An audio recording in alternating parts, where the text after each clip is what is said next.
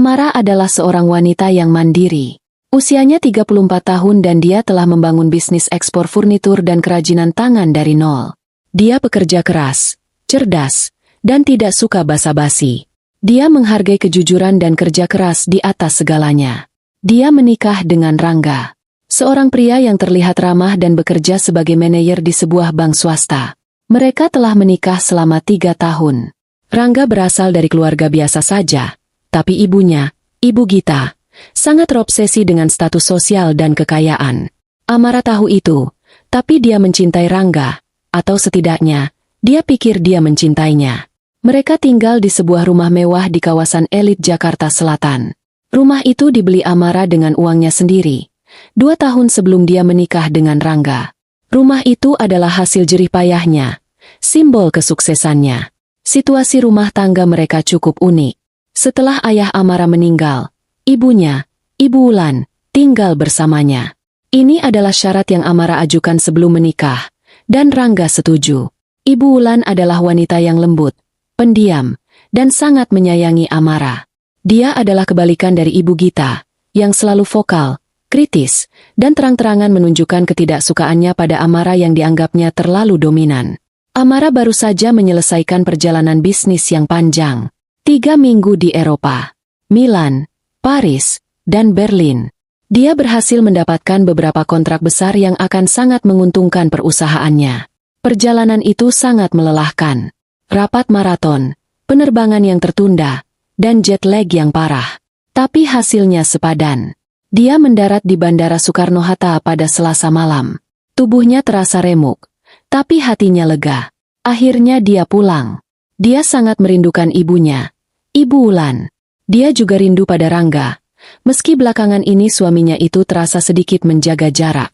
Amara sengaja tidak memberitahu siapapun tentang jadwal kepulangannya yang pasti. Dia hanya berkata, sekitar akhir bulan. Dia ingin memberi kejutan. Dia ingin melihat ekspresi bahagia di wajah ibunya. Dia ingin memeluk Rangga dan tidur di kasurnya sendiri. Dia mengambil taksi online dari bandara. Sepanjang perjalanan, dia memejamkan mata, membayangkan mandi air hangat dan secangkir teh jahe buatan ibunya. Taksi berhenti di depan gerbang kompleks perumahan mewahnya. Jam menunjukkan pukul 9 malam. Selamat malam, Bu Amara. Baru pulang? Sapa petugas keamanan yang membukakan gerbang. Iya, Pak. Terima kasih. Jawab Amara sambil tersenyum lelah. Taksi melaju perlahan di jalanan kompleks yang sepi dan asri. Namun, saat mendekati blok rumahnya, Amara mendengar sesuatu yang aneh. Bukan musik jazz atau klasik yang biasa dia putar. Ini adalah musik dangdut koplo, dengan volume yang sangat kencang. Suara bassnya berdentum-dentum, memecah kesunyian malam di kawasan elit itu. Amara mengerutkan kening. Taksi berhenti tepat di depan rumahnya. Amara membayar dan turun, menyeret kopernya. Pemandangan di depannya membuatnya tertegun. Gerbang rumahnya terbuka lebar. Tamannya, yang biasanya terawat rapi, kini terlihat berantakan. Ada gelas-gelas plastik dan puntung rokok berserakan di rumput. 2 mobil yang tidak dia kenali parkir sembarangan di jalan masuk, menghalangi garasi. Dan suara musik itu jelas berasal dari rumahnya. Pesta apa ini? Gumam Amara pada dirinya sendiri. Dia menarik kopernya melewati gerbang. Rasa lelahnya seketika bercampur dengan iritasi. Dia tidak ingat Rangga pernah menyebutkan akan ada acara. Dan mengapa harus musik seperti ini? Dia menggunakan kartu aksesnya untuk membuka pintu utama. Saat pintu terbuka, aroma yang menyengat langsung menerpanya. Campuran bau asap rokok kretek, parfum murah yang menyengat, dan bau minuman alkohol. Ruang tamunya penuh sesak. Puluhan orang, yang sebagian besar tidak dia kenali, memenuhi ruangannya. Mereka menari, tertawa terbahak-bahak, dan berbicara dengan suara keras, mencoba mengalahkan volume musik. Itu adalah keluarga besar Rangga. Paman, bibi, sepupu, keponakan. Semua ada di sana. Ruang tamu mewahnya yang bergaya minimalis modern kini terlihat seperti aula hajatan kampung. Koper mahal yang diletakkan Amara di lantai terbuat dari kulit. Seseorang hampir menendangnya. Amara masih berdiri di dekat pintu, tertegun. Dia memakai pakaian perjalanan yang nyaman, kaos oblong dan celana katun. Rambutnya dicepol berantakan. Tidak ada yang memperhatikannya. Mereka terlalu sibuk berpesta. Matanya mencari-cari. Dia melihat Sari, adik perempuan Rangga, sedang mengambil foto selfie di depan lukisan mahal yang dia beli di Bali. Sari memakai sepatu hak tinggi di dalam rumah, sesuatu yang Amara larang keras. Lalu dia melihat Ibu Gita, ibu mertuanya. Ibu Gita duduk di sofa bludru impor miliknya, tampak seperti seorang ratu. Dia tertawa paling keras. Yang membuat darah Amara mendidih adalah apa yang dipakai Ibu Gita. Wanita itu memakai jubah mandi sutra milik Amara. Jubah yang Amara beli di Milan minggu lalu, yang bahkan belum sempat dia pakai. Ibu Gita memakainya di depan umum, dengan kalung emas besar bergelantungan di lehernya. Mana Rangga? Dan di mana ibuku? Amarah mulai menggantikan rasa. Lelahnya. Ini bukan pesta. Ini invasi. Dia berjalan menerobos kerumunan. Beberapa orang menatapnya sekilas, mungkin mengira dia salah satu asisten rumah tangga yang baru. Permisi, katanya tajam, mendorong seorang pria mabuk yang menghalangi jalannya. Dia melihat Rangga di dekat kolam renang. Suaminya itu sedang memegang botol bir, tertawa bersama paman-pamannya. Rangga terlihat menikmati perannya sebagai tuan rumah kaya raya. Amara tidak menghampiri Rangga. Prioritasnya adalah ibunya. Dia berjalan cepat ke paviliun tempat kamar ibunya berada. Dia membuka pintu kamar Ibu Wulan. Kamar itu kosong, tapi berantakan. Spray ibunya kusut dan ada bau rokok yang kuat di sana. Di meja nakas, ada asbak yang penuh. Ibunya tidak merokok. Seseorang telah tidur di kamar ibunya. Jantung Amara berdebar kencang. Rasa cemas yang dingin mulai menjalar. Dia kembali ke rumah utama. Dia memeriksa dapur bersih. Kosong. Hanya ada piring-piring kotor menumpuk di wastafel. Dia berjalan lebih jauh ke belakang, ke area servis, ke dapur kotor dan kamar mandi tamu di dekat kolam.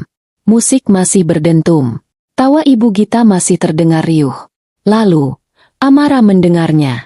Suara lain yang dia kenali. Suara Sari, iparnya. Cepetan dikit dong, Bu. Lelet banget. Itu tamunya udah mau pakai. Suara itu datang dari kamar mandi tamu dekat kolam. Amara berhenti. Dia menahan napas. Bu. Sari memanggil siapa? Bu? Dia melangkah pelan ke pintu kamar mandi yang sedikit terbuka. Pemandangan di dalamnya membuat dunianya seakan berhenti berputar. Di sanalah ibunya. Ibu Wulan, wanita yang paling dia hormati di dunia, sedang berjongkok di lantai kamar mandi yang kotor. Lantai itu becek oleh tumpahan minuman dan jejak sepatu berlumpur dari orang-orang yang keluar masuk dari taman. Di tangannya ada sikat toilet. Dia sedang berusaha membersihkan muntahan di sudut ruangan. Ibu Wulan terlihat sangat kurus. Rambutnya yang biasanya rapi kini lepek oleh keringat. Blus sederhananya basah di beberapa bagian. Dia tampak sangat lelah. Sari berdiri di atasnya. Iparnya itu bersedekap, mengetuk-ngetukkan kakinya yang memakai sepatu hak tinggi. Dia terlihat sangat kesal. Disikat yang bersih. Bau tahu. Bentak Sari lagi. Ibu Wulan hanya mengangguk pelan, terus menyikat lantai sambil menahan air matanya. Amarah lenyap. Digantikan oleh sesuatu yang lebih dingin, lebih gelap, dan lebih mematikan. Dia mendorong pintu kamar mandi hingga terbuka lebar. Suara decit engselnya membuat Sari menoleh kaget. Loh, Mbak Amara. Mata Sari membelalak. Kapan pulang? Ibu Wulan juga mendongak. Matanya yang lelah langsung basah ketika melihat putri satu-satunya. Amara, kamu pulang, nak? Suaranya serak dan gemetar. Amara tidak menjawab Sari. Dia tidak mempedulikan iparnya itu. Dia melangkah masuk, melewati Sari seolah wanita itu tidak ada. Dia berlutut di lantai yang kotor, mengambil sikat toilet dari tangan ibunya yang gemetar, dan melemparnya ke wastafel. Berdiri, Bu, kata Amara. Suaranya tenang, nyaris berbisik. Tapi ketenangan itu lebih menakutkan daripada teriakan. Dia membantu ibunya berdiri. Tubuh Ibu Wulan terasa ringan, terlalu ringan. Mbak, ini tadi tamunya ada yang muntah. Sari mencoba menjelaskan. Suaranya kini terdengar cemas. Kan harus dibersihin. Masa dibiarin? Amara akhirnya menoleh pada Sari. Dia menatap iparnya itu. Dari ujung rambut yang dicat pirang hingga sepatu hak tingginya yang merusak lantai marmer. Kamu yang menyuruh ibuku membersihkan ini. Tanya Amara. Ya kan dia yang paling tua di sini, Mbak. Maksudku, yang lagi gak sibuk. Masa aku yang bersihin? Aku kan TM. Dia ibuku, potong Amara. Nadanya datar. Iya, aku tahu, tapi kan. Dan aku pemilik rumah ini, lanjut Amara. Perabotan ini, lantai ini, bahkan udara yang kamu hirup di rumah ini. Itu semua milikku. Sari terdiam. Wajahnya mulai pucat. Amara merangkul ibunya. Ibu masuk kamar aku. Mandi air hangat. Istirahat. Kunci pintunya. Ibu Wulan mengangguk. Terlalu syok untuk berkata-kata. Dia berjalan keluar dari kamar mandi. Tertatih. Kini, tinggal Amara dan Sari di kamar mandi yang bau itu. Amara memandang Sari. Aku sudah lihat cukup. Mbak, aku bisa jelasin. Ini semua idenya ibu. Aku tidak peduli, kata Amara. Aku mau kamu, ibumu, suamiku, dan semua orang yang tidak aku kenal di rumah ini, keluar. Loh, kok ngusir? Ini kan pesta keluarga, Mbak. Pesta keluarga? Amara tertawa kecil, tawa yang sinis. Ini bukan pesta, ini penjarahan. Dan kamu baru saja menjadikan ibuku babu di rumahku sendiri. Amara berjalan keluar dari kamar mandi. Sari mengikutinya dari belakang. Panik. Mbak Amara. Tunggu, Mbak. Amara tidak berhenti. Dia berjalan lurus ke tengah ruang tamu. Dia menemukan kabel sound system yang tersambung ke speaker besar. Tanpa berkata apa-apa, dia mencabut kabel itu dari stop kontak. Musik dangdut itu mati seketika. Seluruh ruangan mendadak hening. Puluhan pasang mata kini menatapnya. Tawa dan obrolan terhenti. Ibu Gita, yang sedang asyik bercerita, tampak kesal karena musiknya mati. Loh, kok mati? Siapa yang matiin? Lalu dia melihat Amara. Wajahnya membeku. Jubah sutra milik Amara yang dipakainya tiba-tiba terlihat sangat konyol. Amara? Kata Ibu Gita, kaget. Rangga, yang mendengar keributan itu, akhirnya masuk dari area kolam. Sayang, kamu pulang? Loh, kok musiknya? Matanya bertemu dengan mata Amara. Rangga melihat ekspresi di wajah istrinya. Ekspresi yang belum pernah dia lihat sebelumnya. Dingin, keras, dan penuh amarah yang tak terucap. Rangga tahu. Dia tahu dia dalam masalah besar. Pesta selesai, kata Amara. Suaranya bergema di ruangan yang hening itu. Aku mau kalian semua keluar dari rumahku. Sekarang juga. Keributan itu tidak langsung meledak. Yang pertama kali terdengar adalah bisikan-bisikan. Para tamu, keluarga besar Rangga, saling pandang dengan bingung. Mereka tidak mengerti apa yang terjadi. Lalu Ibu Gita bangkit dari sofa. Dia merapikan jubah sutra milik Amara yang dipakainya, mencoba mengembalikan wibawanya. Amara, kamu ini apa-apaan? Baru pulang kok marah-marah, kata Ibu Gita. Nadanya dibuat setenang mungkin, tapi ada kekesalan di sana. Kami ini sedang mengadakan acara syukuran, menyambut rumah baru. Amara menatap ibu mertuanya. Syukuran?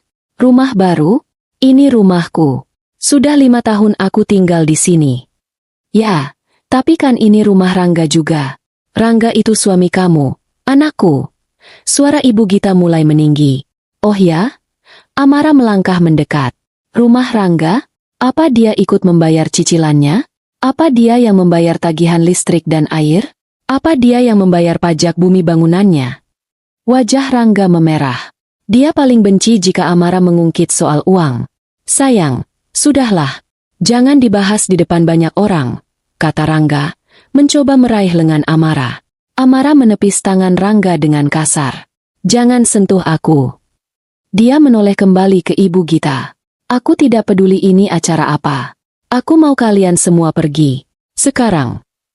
Kamu ngusir kami? Ibu Gita kini berteriak. Kamu berani ngusir mertua kamu sendiri? Dasar menantu kurang ajar. Tidak punya sopan santun. Beberapa paman dan bibi Rangga mulai ikut campur. Benar itu. Tidak sopan sekali kamu, Ra. Kami ini keluarga. Wajar dong kumpul-kumpul. Pelit sekali kamu jadi orang kaya. Amara membiarkan mereka berteriak. Dia sudah terlalu lelah untuk berdebat. Dia hanya ingin rumahnya kembali bersih. Dia hanya ingin memastikan ibunya aman. Dia tidak membalas teriakan mereka. Sebaliknya, dia berjalan ke kamarnya di lantai 2. Dia mengabaikan Rangga yang memanggil-manggil namanya dari belakang. Dia sampai di depan pintu kamar utamanya. Dia mengetuk. "Ibu, ini Amara." Pintu terbuka sedikit. Ibu Wulan mengintip keluar. Matanya merah karena menangis. Dia sudah berganti pakaian dengan daster bersih. "Kamu tidak apa-apa, Nak?" Ibu dengar mereka teriak-teriak. Kata Ibu Wulan cemas. "Aku tidak apa-apa, Bu. Ibu istirahat saja di dalam. Kunci pintunya. Jangan keluar sampai aku panggil," kata Amara lembut. "Tapi Rangga, ini urusanku, Bu. Ibu tenang saja." Amara menutup pintu kamar ibunya. Mendengar suara kunci diputar dari dalam. Dia lega. Setidaknya ibunya aman. Dia lalu masuk ruang kerjanya, yang letaknya bersebelahan dengan kamar tidur utama. Dia mengunci pintu. Dia duduk di kursi kerjanya, mengambil napas dalam-dalam. Dia harus tenang. Dia tidak bisa melawan mereka dengan emosi. Dia harus menggunakan otaknya. Dia menyalakan komputernya. Hal pertama yang dia lakukan adalah investigasi. Dia membuka aplikasi perbankan. Matanya membelalak melihat saldo rekening gabungan miliknya dan Rangga. Rekening itu hampir kosong. Padahal, sebelum dia berangkat, dia meninggalkan dana yang cukup besar di sana untuk biaya operasional rumah selama dia pergi. Dia memeriksa riwayat transaksi. Jantungnya berdebar kencang. Ada penarikan tunai dalam jumlah besar, berkali-kali. Ada tagihan dari butik-butik mahal. Tagihan dari restoran mewah. Tagihan pembayaran catering untuk pesta hari ini. Semuanya dibayar dari rekeningnya. Lalu dia memeriksa kartu kredit tambahannya yang dipegang Rangga. Tagihannya sudah melampaui batas limit. Puluhan juta dihabiskan dalam 3 minggu. "Brengsek," desis Amara. "Ini bukan sekadar pesta. Ini perampokan yang terencana."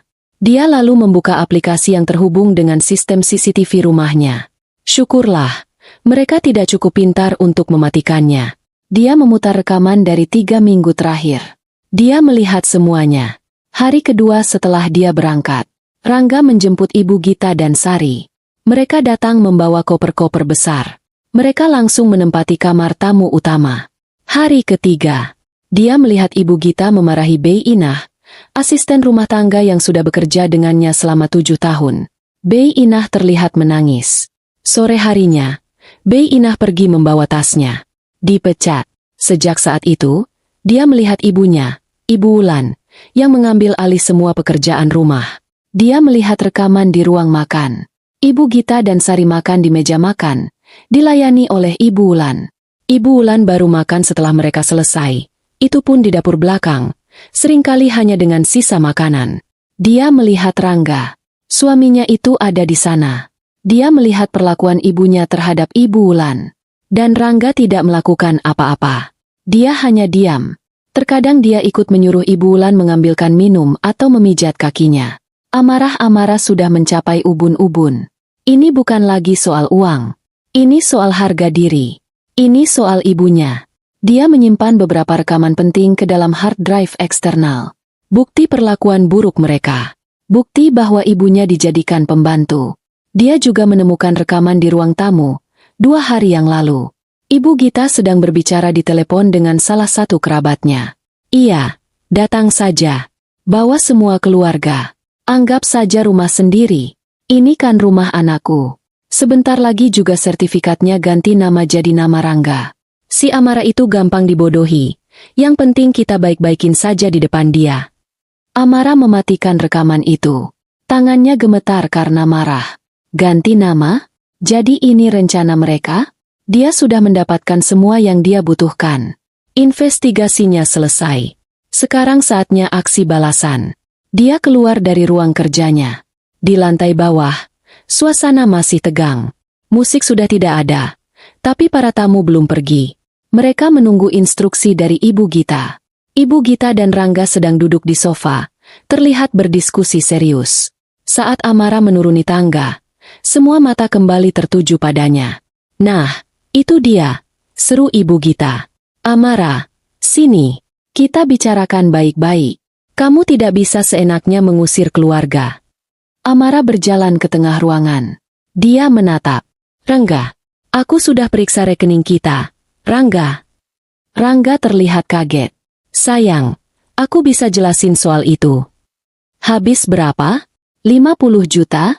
100 juta? Untuk pesta konyol ini? Tanya Amara, suaranya tetap datar. Ini syukuran. Amara, bukan pesta konyol. Bantah Ibu Gita. Syukuran atas apa? Tantang Amara. Syukuran karena berhasil menguras rekeningku? Syukuran karena berhasil memecat asisten rumah tanggaku? Atau syukuran karena berhasil mengubah ibuku menjadi babu kalian? Kata, babu, itu menggantung di udara. Wajah Ibu Gita memerah padam. Jaga ucapanmu. Amara, Ibu Wulan itu kan memang tinggal di sini. Wajar dong dia bantu-bantu. Daripada cuma numpang makan tidur. Itu adalah kalimat terakhir yang bisa Amara tolerir. Cukup, kata Amara. Dia mengeluarkan ponselnya. Dia tidak menelepon polisi. Itu akan terlalu berantakan. Dia menelepon seseorang yang lebih efisien. Dia menelepon kepala tim keamanan kompleks. Selamat malam, Pak Kepala. Ini saya Amara, pemilik rumah nomor 17. Di rumah saya sedang ada kekacauan. Ada banyak orang tidak dikenal yang saya minta pergi. Tapi mereka menolak. Saya minta Bapak kirimkan 5 petugas keamanan ke rumah saya sekarang juga. Ya, sekarang. Dia menutup telepon. Ibu Gita dan Rangga menatapnya tidak percaya. Kamu panggil satpam. Desis Rangga. Kamu mau mempermalukan aku, sayang? Kamu yang mempermalukan dirimu sendiri, Rangga. Jawab Amara dingin. Kamu biarkan ibumu dan adikmu menginjak-injak ibuku di rumahku sendiri. Kamu itu sudah jadi istri Rangga. Ibuku itu ibumu juga. Teriak Rangga, mulai panik. Ibuku sedang mengunci diri di kamar karena ketakutan. Sementara ibumu sedang memakai jubah mandiku seharga 15 juta rupiah sambil menghinaku. Jangan pernah samakan ibuku dengan ibumu. 5 menit kemudian, 5 petugas keamanan berbadan tegap tiba di depan pintu. Selamat malam, Bu Amara.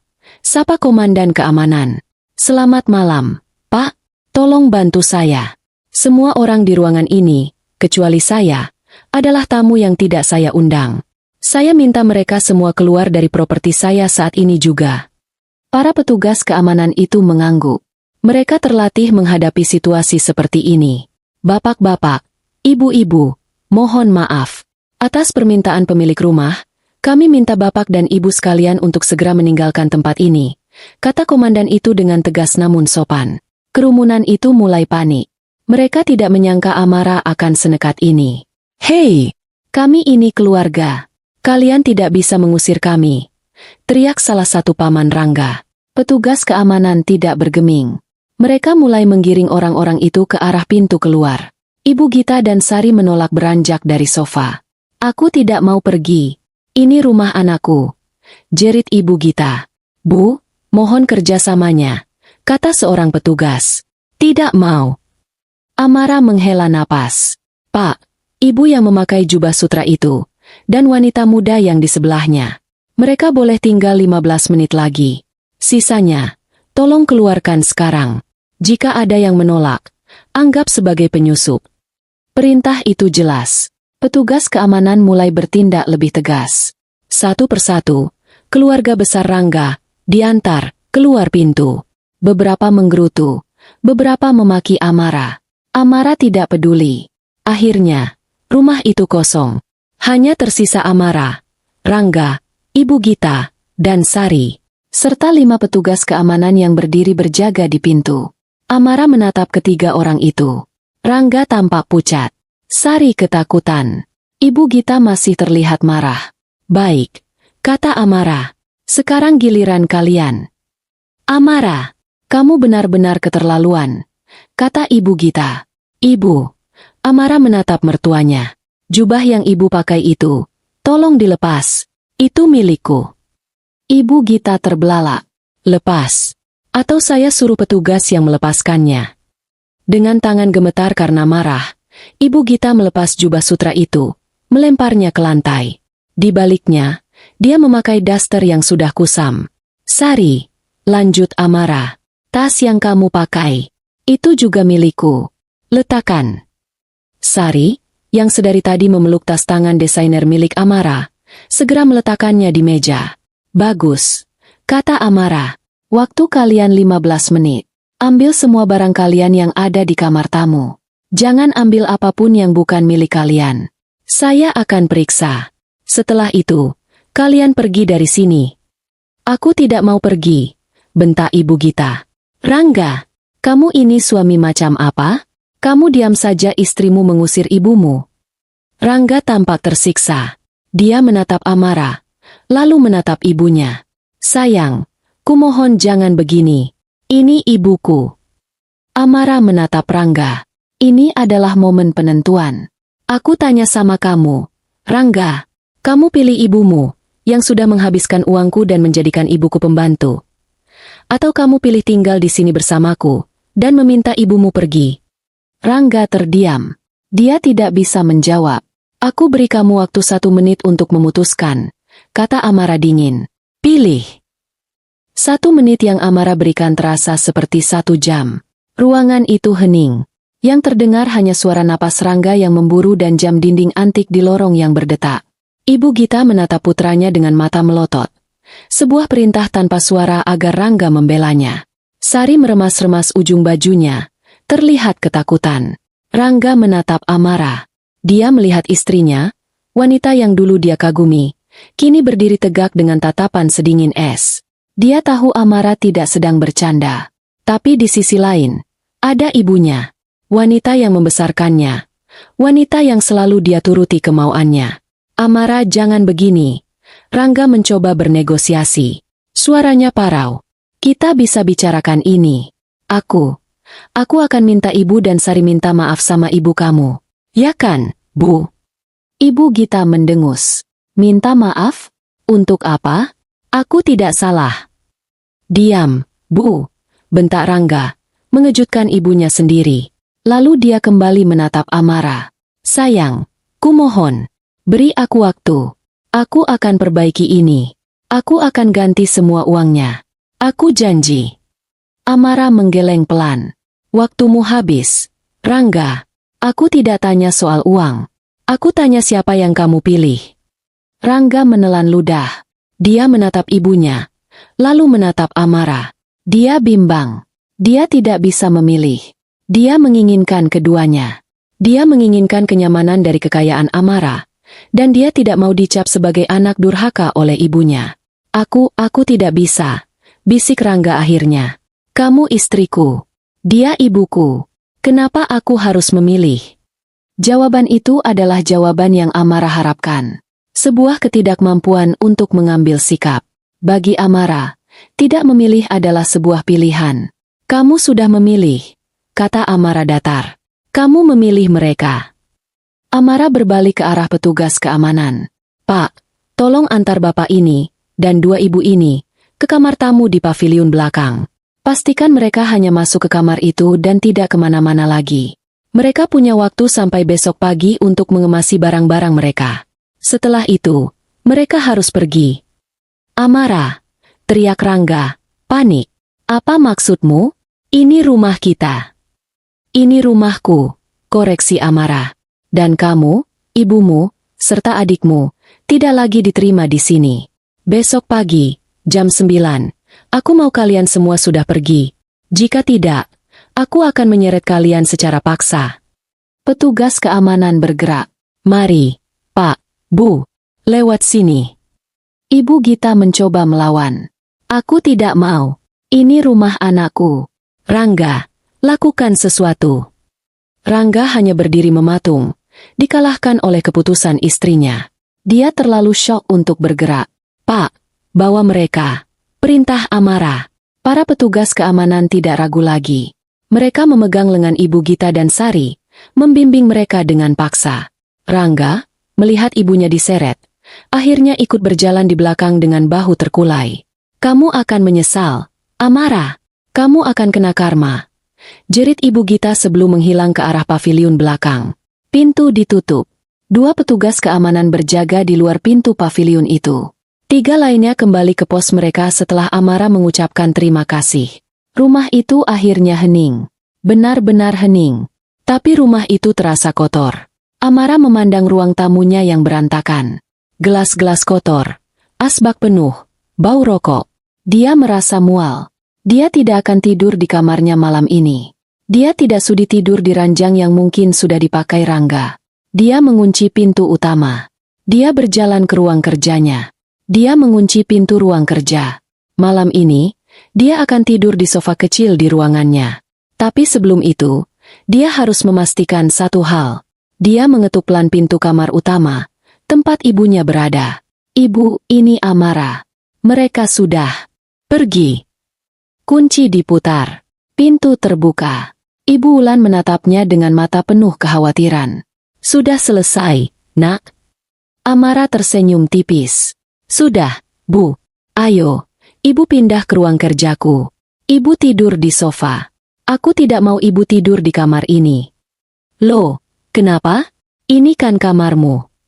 Aku belum siap masuk kamar ini lagi. Bu, ayo, ajak Amara. Dia memapah ibunya ke ruang kerja. Dia mengambil selimut bersih dari lemari. Dia menyelimuti ibunya di sofa. Ibu istirahat. Ya. Semuanya sudah aman. Ibu Wulan memegang tangan putrinya. Amara, maafkan ibu. Gara-gara ibu. SSST. Potong Amara. Ini bukan salah ibu. Ibu tidak salah apa-apa. Amara duduk di kursi kerjanya. Dia mematikan lampu utama. Hanya menyisakan lampu meja. Dia menatap ibunya. Bu, katanya pelan. Ceritakan padaku. Ceritakan semuanya. Dari awal, apa yang mereka lakukan pada ibu?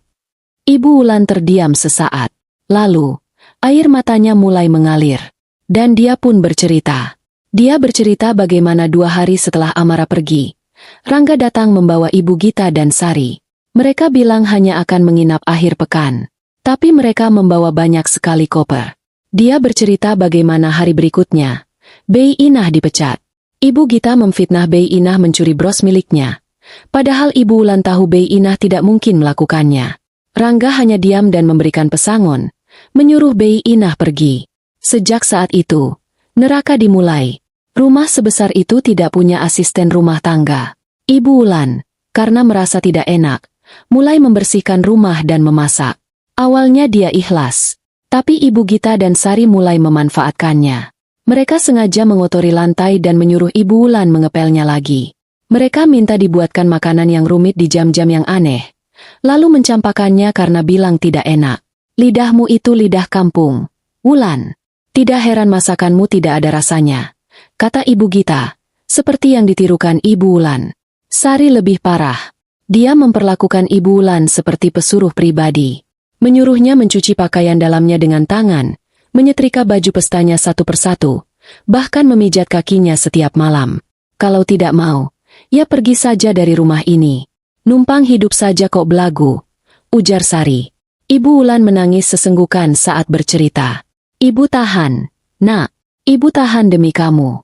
Ibu tidak mau pernikahanmu berantakan.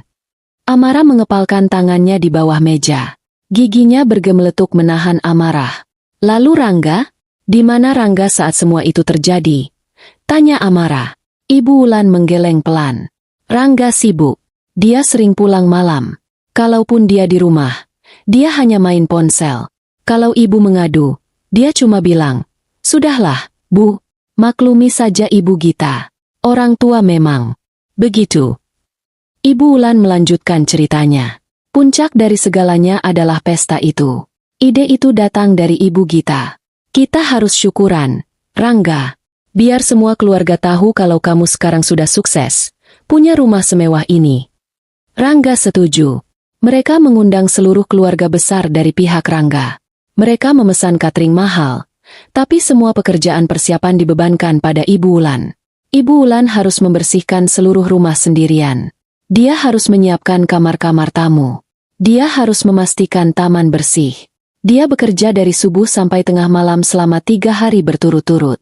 Saat pesta dimulai, lanjut Ibu Wulan, suaranya gemetar. Ibu Gita tidak mengizinkan ibu keluar. Ibu disuruh tetap di dapur belakang. Dia bilang, "Kamu jangan bikin malu, Wulan. Pakaianmu kampungan. Nanti saja keluarnya kalau tamu sudah pulang." Amara memejamkan matanya. Rasa sakit di hatinya begitu menusuk. "Lalu kamar ibu, kenapa berantakan?" "Oh, itu. Kamar ibu dipakai sama sepupu-sepupu Rangga yang laki-laki. Mereka merokok di sana. Ibu tidur di gudang belakang." Amara sudah mendengar cukup. Dia memeluk ibunya, membiarkan ibunya menangis di bahunya. "Maafkan Amara, Bu. Maaf Amara pergi terlalu lama. Maaf Amara membawa ibu ke situasi ini. Bukan salahmu, Nak. Bukan salahmu." Mereka terdiam lama. Setelah tangis ibunya mereda, Amara membaringkannya kembali di sofa. "Ibu tidur. Ya, Amara akan jaga ibu." Ibu Wulan akhirnya tertidur, mungkin karena kelelahan yang luar biasa, baik fisik maupun mental. Amara kembali ke meja kerjanya. Amarahnya kini telah berubah menjadi sesuatu yang lain. Menjadi sebuah resolusi yang dingin dan kokoh. Ini bukan lagi hanya pengusiran. Ini adalah perang. Dia membuka laptopnya. Dia menyambungkan hard drive eksternal yang berisi rekaman CCTV. Dia menontonnya lagi. Kali ini, dia menonton dengan mata seorang jaksa. Dia melihat adegan Bei Inah difitnah. Dia melihat ibunya mengepel lantai sementara Sari duduk di meja makan sambil main ponsel. Dia melihat Rangga berjalan melewati ibunya yang sedang menyikat kamar mandi, tanpa menoleh sedikit pun. Lalu dia menemukan rekaman yang dia lihat sekilas tadi. Rekaman telepon Ibu Gita. Dia memperbesar suaranya. "Iya, benar. Sertifikatnya lagi diurus sama si Rangga. Katanya sih mau dibalik nama. Si Amara itu bodoh. Dia terlalu cinta sama Rangga. Dia tanda tangan apa saja asal atas nama cinta. Nanti kalau rumah ini sudah atas nama Rangga, baru kita." Suara rekaman itu terputus karena Ibu Gita pindah ruangan. Amara membeku. Balik nama? Rangga. Dia segera membuka laci mejanya yang terkunci. Dia mengeluarkan sebuah map berisi surat-surat penting. Jantungnya berdebar kencang saat dia tidak menemukan apa yang dia cari. Sertifikat rumah. Sertifikat asli rumah ini. Dia ingat menyimpannya di laci itu. "Rangga." Desisnya. Dia memeriksa riwayat panggilan di ponselnya. Dia menemukan nomor yang tidak dia kenal, tapi sering dihubungi Rangga. Dia mencarinya di internet. Nama sebuah kantor notaris. Rencananya jauh lebih jahat dari yang dia bayangkan. Mereka tidak hanya ingin menumpang hidup. Mereka ingin mengambil alih semuanya. Amara tersenyum sinis. "Bodoh, ya." Dia membuka emailnya. Dia mengetik email baru. Penerimanya adalah Fikri, pengacara pribadinya. Subjek: urgen, perampokan dan pemalsuan dokumen. Isinya singkat. "Fikri, aku butuh kamu di rumahku besok pagi, jam 8 tepat. Bawa timmu. Aku punya kasus besar. Suamiku dan keluarganya mencoba mengambil alih propertiku dan mereka telah menyiksa ibuku. Aku sudah punya bukti video dan transaksi bank. Aku juga curiga mereka mencuri sertifikat rumahku. Aku ingin mereka keluar besok juga. Aku ingin menuntut mereka. Aku ingin mereka hancur. Siapkan surat somasi, gugatan cerai, dan laporan kepolisian." Dia menekan tombol kirim. Dia juga mengirimkan beberapa klip video kunci dan ringkasan transaksi bank ke email Fikri. Investigasinya selesai. Amara kini memiliki gambaran penuh. Ini adalah konspirasi yang dipimpin oleh Ibu Gita, dieksekusi oleh Sari, dan diiyakan oleh suaminya sendiri, Rangga. Mereka mengira dia bodoh. Mereka mengira cinta telah membutakannya. Mereka salah besar. Amara mematikan laptopnya. Dia menatap ibunya yang tertidur pulas. "Mereka akan membayarnya, Bu," bisiknya. "Setiap air mata ibu, setiap hinaan yang ibu terima, mereka akan membayarnya 100 kali lipat." Dia tidak tidur malam itu. Dia duduk di kursi kerjanya, menatap keluar jendela, menunggu fajar. Dia menyusun rencana. Besok bukan hanya hari pengusiran. Besok adalah hari perhitungan. Pukul 7 pagi. Amara sudah selesai mandi di kamar mandi tamu lantai atas. Dia memakai pakaian kerja terbaiknya. Sebuah blus sutra berwarna hitam dan celana panjang yang rapi. Dia berdandan. Dia ingin terlihat kuat, terkendali, dan profesional saat menghancurkan mereka. Dia membuatkan teh hangat dan sarapan sederhana untuk ibunya. "Bu, hari ini ibu tetap di ruang kerja, ya? Jangan keluar dulu. Pengacaraku akan datang. Semuanya akan selesai hari ini." Ibu Wulan mengangguk. Wajahnya terlihat lebih tenang setelah tidur beberapa jam. "Hati-hati, nak." Pukul 8 kurang 5 menit. Bel rumahnya berbunyi. Amara melihat dari interkom. Fikri sudah datang. Dia tidak sendirian. Dia membawa 2 orang asistennya, seorang pria dan seorang wanita. Keduanya membawa koper kerja. Amara membukakan pintu. "Pagi, Amara. Kamu terlihat tegas." Sapa Fikri. Fikri adalah pria berusia 40-an, berkacamata, dan selalu terlihat tajam. Dia adalah pengacara yang menangani semua kontrak bisnis Amara. "Pagi, Fik. Terima kasih sudah datang cepat. Silakan masuk," kata Amara. Mereka duduk di ruang makan. "Ruang tamu masih terlalu kotor dan berantakan. Aku sudah baca emailmu. Aku sudah lihat videonya," kata Fikri langsung ke intinya. "Ini buruk, Amara. Ini bukan cuma masalah keluarga. Ini pidana." "Aku tahu," jawab Amara. "Sertifikat rumahku hilang dari laci kerjaku. Aku yakin Rangga yang mengambilnya." Fikri mengangguk serius. "Oke. Asistenku akan langsung mengecek status sertifikatmu di Badan Pertanahan Nasional secara online. Kita harus tahu apakah sudah ada upaya balik nama." Asisten pria itu langsung membuka laptopnya dan mulai bekerja. "Apa rencanamu?" tanya Fikri. "Aku mau mereka keluar hari ini. Aku mau cerai. Dan aku mau menuntut mereka atas penipuan, penggelapan, dan perlakuan tidak menyenangkan terhadap ibuku." "Baik. Gugatan cerai dan tuntutan butuh proses. Tapi pengusiran bisa kita lakukan hari ini," kata Fikri. "Surat somasi sudah aku siapkan. Mereka punya 24 jam untuk pergi secara sukarela. Tapi karena situasinya mendesak dan ada dugaan pencurian, kita bisa percepat." "Aku mau mereka pergi jam 9 pagi ini," kata Amara tegas. "Aku sudah menyuruh mereka berkemas dari tadi malam." "Kalau begitu, kita tidak perlu surat somasi. Kita akan berikan peringatan terakhir secara lisan. Jika mereka menolak, kita panggil polisi untuk mengeluarkan mereka secara paksa atas dasar pengaduanmu sebagai pemilik sah." Saat itu, terdengar suara pintu paviliun belakang dibuka. Amara melihat ke CCTV di ponselnya. Rangga, Ibu Gita, dan Sari berjalan keluar. Mereka terlihat lelah dan marah. Mereka jelas tidak tidur nyenyak. Mereka berjalan menuju rumah utama. "Mereka datang," kata Amara. "Bagus," kata Fikri, merapikan dasinya. "Mari kita sambut mereka." Rangga membuka pintu dapur, terkejut melihat Amara duduk di meja makan bersama 3 orang asing berpenampilan profesional. "Amara? Siapa mereka?" tanya Rangga. "Silakan duduk, Rangga," kata Amara, suaranya dingin. "Ibu Gita, Sari, kalian juga. Ada yang ingin kita bicarakan." Ibu Gita masuk dengan, Aku tidak mau bicara. Aku mau kamu minta maaf sudah panggil satpam untuk mengusir kami." "Duduk, Bu," kata Fikri dengan suara berwibawa.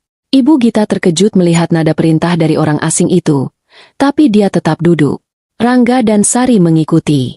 Mereka duduk di seberang Amara dan tim hukumnya. Meja makan itu kini terlihat seperti meja negosiasi yang tegang. "Selamat pagi," Fikri memulai. "Perkenalkan, saya Fikri, kuasa hukum dari Ibu Amara, pemilik sah properti ini." Wajah Rangga dan Ibu Gita langsung berubah. "Pengacara? Saya tidak akan bertele-tele," lanjut Fikri. "Atas nama klien saya memberi kalian peringatan terakhir. Kalian diberi waktu 1 jam dari sekarang untuk mengambil semua barang pribadi kalian dan meninggalkan rumah ini." "Apa-apaan ini?" teriak Ibu Gita. "Kamu tidak bisa seenaknya. Rangga juga punya hak atas rumah ini. Dia suaminya." "Ibu salah," kata Fikri tenang.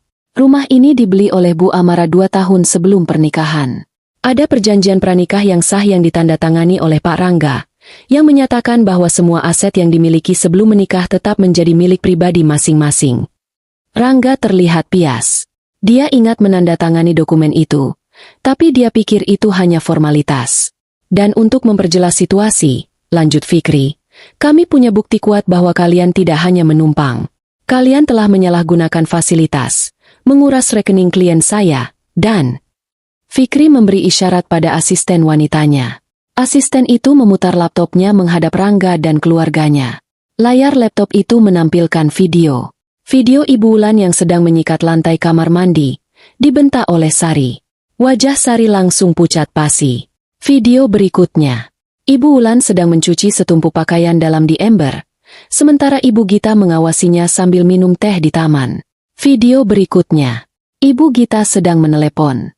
Sertifikatnya lagi diurus sama si Rangga, si Amara itu bodoh. Suara itu bergema di ruang makan yang hening. Ibu Gita membeku. Matanya terbelalak ngeri. Itu tidak benar. Itu fitnah.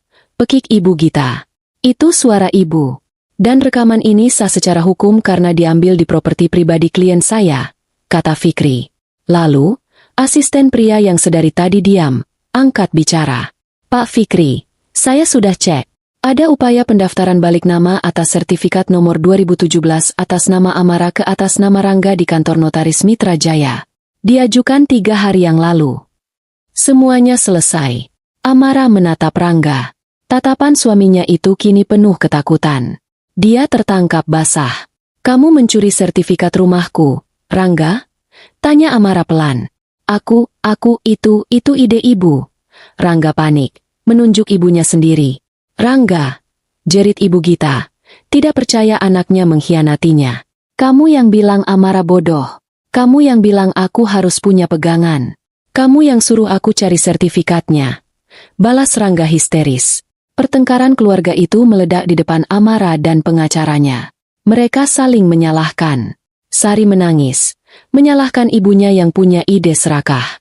Ibu Gita memaki Rangga yang dia sebut anak tidak tahu berterima kasih dan suami takut istri. Amara hanya menonton. Tanpa ekspresi. Fikri membiarkan mereka bertengkar selama 1 menit penuh. Sebelum akhirnya dia menggebrak meja. Cukup. Semua terdiam. Pak Rangga, kata Fikri. Upaya pemalsuan dokumen dan penggelapan sertifikat itu adalah tindak pidana serius. Hukumannya penjara di atas 5 tahun. Rangga gemetar hebat. Dan untuk Ibu Gita serta saudari Sari, Fikri melanjutkan. Perlakuan tidak menyenangkan, pengancaman, dan eksploitasi terhadap Ibu Wulan juga bisa kami bawa ke ranah hukum. Tapi kami keluarga. Bisik Sari. Hukum tidak mengenal keluarga saat pidana terjadi, jawab Fikri tegas. Amara akhirnya angkat bicara. Aku akan memberimu pilihan, Rangga. Rangga menatapnya. Penuh harap, mungkin Amara akan memaafkannya. Aku punya 2 opsi untuk kalian, kata Amara. Opsi pertama, aku laporkan kalian semua ke polisi sekarang juga. Rangga atas pencurian dan upaya pemalsuan. Ibu Gita dan Sari atas perlakuan tidak menyenangkan dan pencemaran nama baik. Kalian semua akan bermalam di kantor polisi hari ini. Ketiganya menahan napas. Opsi kedua, lanjut Amara. Kalian kembalikan sertifikat rumahku sekarang juga. Kalian berkemas dalam 1 jam. Kalian keluar dari rumah ini tanpa membawa apapun selain pakaian yang melekat di badan kalian dan yang ada di koper kalian. Tapi barang-barang kami jubah sutra itu. Kata Ibu Gita.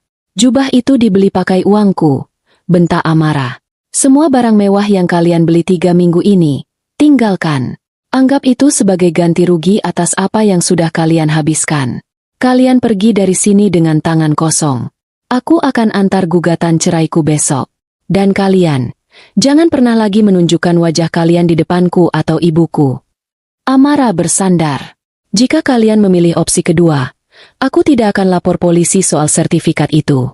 Tapi, Amara tersenyum tipis. Soal uang yang kalian pakai, aku akan tetap menagihnya lewat jalur hukum perdata. Aku akan pastikan kalian membayarku kembali setiap rupiahnya. Jadi, kata Amara, penjara sekarang, atau pergi sebagai gelandangan? Pilih. Ibu Gita dan Rangga saling pandang. Tidak ada pilihan lain. Kami pergi. Desis Rangga. Kalah. Aku akan ambil sertifikatnya. Bagus, kata Amara. 1 jam. Mulai dari sekarang. Rangga menelan ludah. Ludahnya terasa pahit dan kental. Dia terjebak. Di satu sisi ada penjara, di sisi lain ada kehancuran finansial dan sosial. Dia melirik ibunya. Wajah Ibu Gita yang biasanya angkuh kini pucat pasi, dipenuhi ketakutan. Kami pergi. Desis Rangga akhirnya. Suaranya parau, penuh kekalahan. Aku akan ambil sertifikatnya. Pilihan yang bijak, kata Fikri, pengacara Amara. Dia melirik jam tangannya. Ini jam 8:15. Kalian punya waktu sampai jam 9:15. 1 jam. Asisten saya akan mengawasi kalian berkemas. Aku mau sertifikatnya dulu, kata Amara. Suaranya tidak mengizinkan bantahan. Mata Rangga bergerak gelisah. Ada di kamar. Di dalam koperku. Tunjukkan. Perintah Amara. Amara bangkit. Fikri dan satu asistennya ikut bangkit. Mereka mengikuti Rangga ke paviliun tamu tempat mereka bermalam. Ibu Gita dan Sari tertinggal di meja makan, dijaga oleh asisten Fikri yang wanita. Rangga berjalan dengan langkah berat. Dia membuka pintu kamar tamu yang berantakan. Koper-kopernya yang lama dan usang tergeletak di lantai, bercampur dengan pakaian kotor. Dia berlutut di depan kopernya yang paling besar. Dia membuka resleting rahasia di bagian dalam. Tangannya gemetar saat mengeluarkan sebuah map coklat tebal. Dia menyerahkannya pada Amara tanpa berani menatap mata istrinya. Amara mengambil map itu. Dia tidak membukanya. Dia langsung memberikannya pada Fikri. Fikri membukanya. Dia memeriksa dokumen di dalamnya dengan teliti. Ini sertifikat aslinya. Cap dan nomor serinya sesuai. Dia memasukkan map itu ke dalam koper kerjanya dan menguncinya. Baik. Urusan pertama selesai. Mereka kembali ke ruang makan. Sekarang, kalian berkemas, kata Amara. Kalian hanya boleh membawa pakaian dan barang pribadi yang kalian bawa saat pertama kali datang ke sini. Tapi baju-baju baruku. Rengek Sari. Tas-tas yang aku beli. Kamu beli pakai apa? Tanya Amara dingin. Pakai uangku. Kartu kreditku. Semua yang dibeli dalam 3 minggu terakhir. Tinggalkan.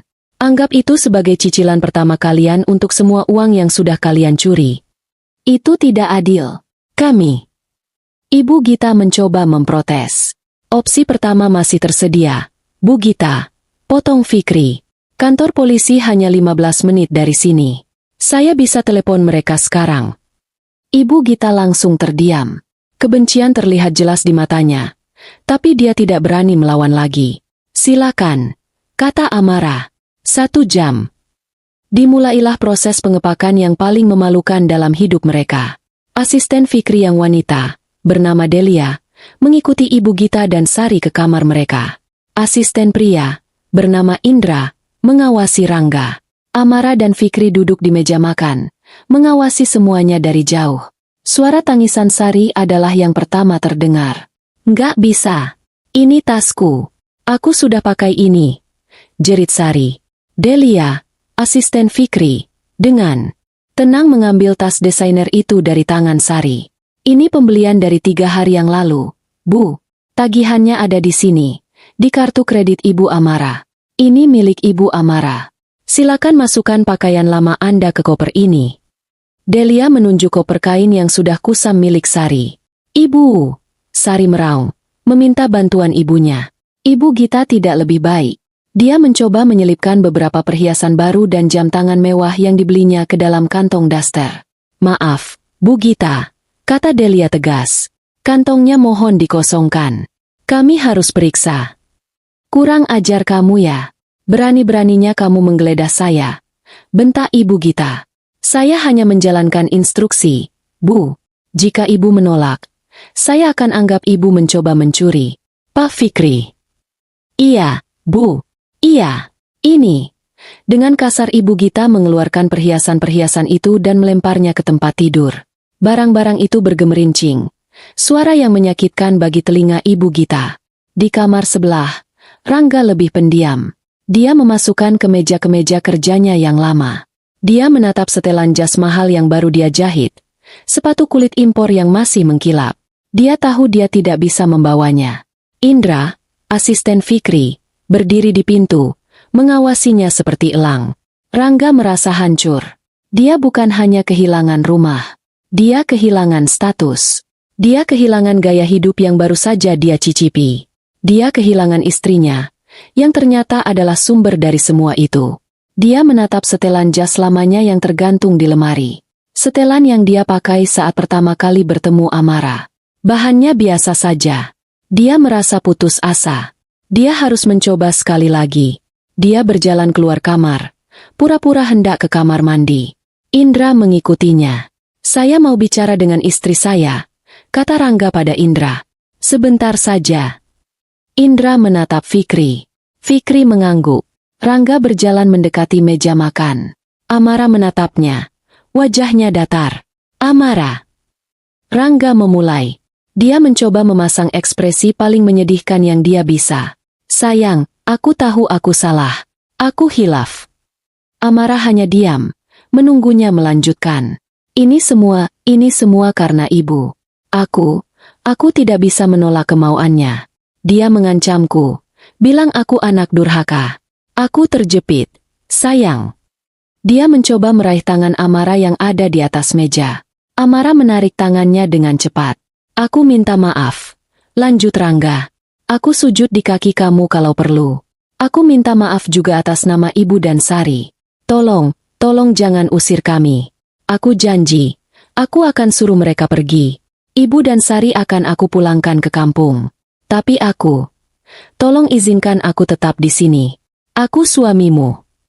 Dia menatap Amara dengan mata memohon. Amara menatapnya lama. Dia mencari-cari, apakah ada sedikit saja penyesalan yang tulus di mata itu. Dia tidak menemukannya. Yang dia lihat hanya ketakutan. Ketakutan kehilangan kenyamanan. "Kamu tidak salah, Rangga," kata Amara pelan. Rangga sedikit terkejut. "Maksudmu, kamu memaafkan aku?" "Bukan," jawab Amara. "Aku bilang, kamu tidak salah. Kamu tidak hilaf. Apa yang kamu lakukan itu bukan kesalahan. Itu adalah pilihan." "Amara, aku..." "Dengarkan," potong Amara. "Saat kamu melihat ibumu dan adikmu memperlakukan ibuku seperti pembantu, kamu punya pilihan untuk menghentikan mereka. Tapi kamu memilih diam. Itu pilihanmu. Saat kamu melihat mereka menguras rekeningku, kamu punya pilihan untuk melarang mereka. Tapi kamu memilih ikut menikmati. Itu pilihanmu. Dan saat kamu mengambil sertifikat rumahku dari laci kerjaku, membawanya ke notaris untuk membalik nama, itu bukan hilaf, Rangga. Itu adalah kejahatan yang terencana. Itu pilihanmu." Wajah Rangga pias. "Kamu tahu apa yang paling menjijikkan?" lanjut Amara. "Bahkan sekarang pun, kamu masih menyalahkan ibumu. Kamu tidak benar-benar menyesal atas apa yang kamu lakukan. Kamu hanya menyesal karena kamu tertangkap. Kamu bukan korban, Rangga. Kamu adalah pelaku. Sama seperti mereka." Amara menatap lurus ke mata suaminya. "Pilihanku juga sudah bulat. Aku memilih diriku sendiri. Aku memilih ibuku. Dan aku memilih untuk membuang parasit seperti kalian dari hidupku. Sekarang," kata Amara, suaranya kembali dingin, "kemasi barangmu. Waktumu tinggal 30 menit." Harapan di mata Rangga padam. Digantikan oleh kebencian yang sama seperti yang ada di mata ibunya. Dia sadar. Dia sudah kalah total. Dia berbalik tanpa berkata apa-apa lagi. Dia kembali ke kamar dan membanting barang-barangnya ke dalam koper dengan kasar. Tepat pukul 9:15. "Waktu habis," kata Fikri lantang. 3 koper lama yang sudah usang berdiri di dekat pintu depan. 1 milik Rangga, 1 milik Ibu Gita, dan 1 milik Sari. "Semua ponsel, dompet, silakan letakkan di meja," perintah Delia. "Kami perlu periksa." Dengan marah mereka meletakkannya. Delia dan Indra memeriksa dengan cepat.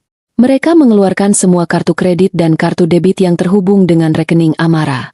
Mereka hanya menyisakan kartu identitas dan uang tunai yang memang milik mereka, yang jumlahnya sangat sedikit. Ini uangku," protes Ibu Gita saat Delia mengeluarkan beberapa lembar ratusan ribu. "Ini uang hasil penarikan tunai dari rekening Bu Amara 3 hari lalu. Catatan banknya ada. Ini kami sita sebagai bagian dari ganti rugi," jawab Delia tenang. Ibu Gita ingin menjerit, tapi tatapan tajam Fikri membuatnya diam. Selesai, kata Indra. Baik, kata Amara. Dia bangkit. Dia berjalan ke pintu.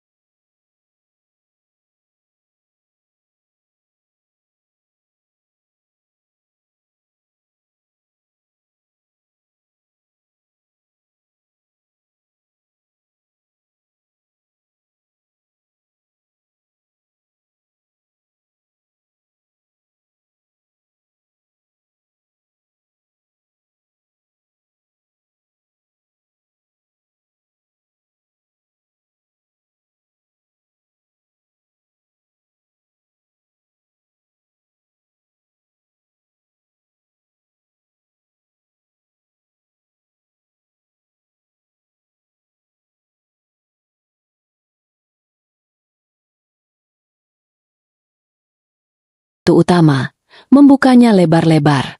Di luar, dua petugas keamanan yang tadi malam dipanggil Amara, sudah menunggu. Dia sudah menelepon mereka lagi tadi pagi. Silakan keluar, kata Amara. Pengusiran itu berlangsung cepat dan sunyi. Tidak ada lagi teriakan. Hanya ada keheningan yang memekakan. Rangga mengangkat kopernya. Dia berjalan keluar pintu lebih dulu. Dia tidak menoleh ke belakang. Sari mengikuti. Sambil menangis sesenggukan, dia terus bergumam tentang tas-tasnya yang tertinggal, tentang hidupnya yang sudah hancur. Terakhir, Ibu Gita. Dia berhenti sejenak di ambang pintu. Dia menatap Amara dengan kebencian yang murni. Kamu akan bayar ini, Amara, desisnya. Karma itu ada. Kamu akan tua, sendirian, dan tidak akan ada yang mengurusmu. Ingat itu. Amara tersenyum tipis. Terima kasih atas doanya, Bu. Tapi sepertinya, Karma sedang sibuk mengurus kalian. Amara memberi isyarat kepada petugas keamanan. Silakan, Bu. Jalan keluar, kata petugas itu. Ibu Gita mendengus kasar, lalu melangkah keluar dari rumah itu. Amara berdiri di pintu, diapit oleh Fikri. Dia melihat ketiga orang itu, suaminya, ibu mertuanya, dan iparnya, berjalan di lorong menuju gerbang. Petugas keamanan mengawal mereka dari belakang. Saat itu pukul 9:30 pagi. Matahari Jakarta sudah mulai terik.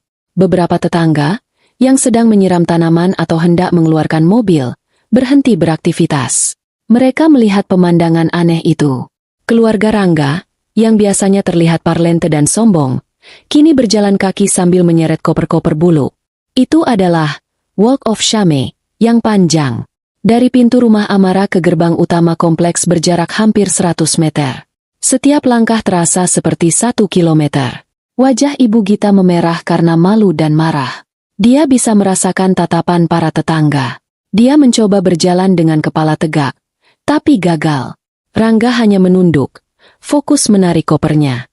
Sampai di gerbang utama, petugas keamanan kompleks membukakan pintu gerbang kecil untuk pejalan kaki. Silakan keluar, kata petugas keamanan di pos jaga. Mereka bertiga melangkah keluar, dari jalanan aspal mulus kompleks, ke trotoar jalan raya yang berdebu. Pintu gerbang besi yang tinggi itu tertutup di belakang mereka. Suara, klang, yang berat terdengar, seolah menutup satu babak kehidupan mereka. Mereka berdiri di trotoar. Ping! Di belakang mereka ada dinding tinggi kompleks perumahan mewah. Di depan mereka ada jalan raya yang ramai. Mobil-mobil mewah dan taksi berlalu lalang. Panas matahari menyengat kepala mereka. Sekarang bagaimana? Tanya Sari, suaranya panik. Diam kamu, bentak Ibu Gita. Dia masih syok. Dia menoleh pada Rangga. Ini semua salahmu. Aku bilang juga apa? Kamu itu terlalu lembek. Jadi suami kok takut istri. Lihat sekarang, kita jadi gelandangan. Amarah Rangga, yang sedari tadi terpendam, akhirnya meledak. Salahku, teriaknya. Ibu yang salah. Ibu yang serakah. Kalau ibu tidak punya ide gila soal sertifikat itu, kita tidak akan begini. Kalau ibu tidak memperlakukan Ibu Wulan seperti babu, Amara tidak akan semarah itu. Loh, kamu jadi menyalahkan ibu. Balas Ibu Gita, tidak mau kalah. Kamu itu yang bodoh. Sudah tahu istri kaya, kenapa tidak kamu kuasai dari dulu? Malah dibiarkan ibunya ikut campur. Harusnya dari awal ibu si Amara itu kamu usir.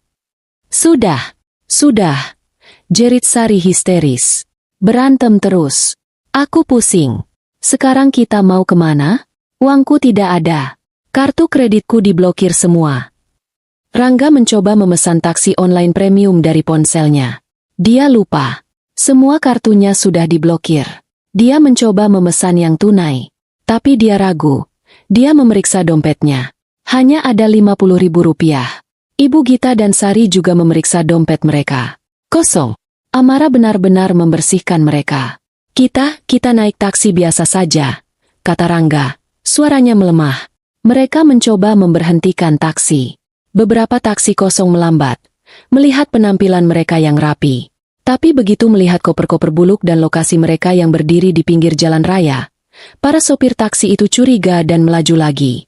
Sialan, maki Rangga. Setelah 15 menit yang terasa seperti selamanya, akhirnya sebuah taksi tua yang sedikit penyok berhenti. Mau kemana, Pak? Tanya sopir taksi. Ketiganya saling pandang. Mereka mau kemana?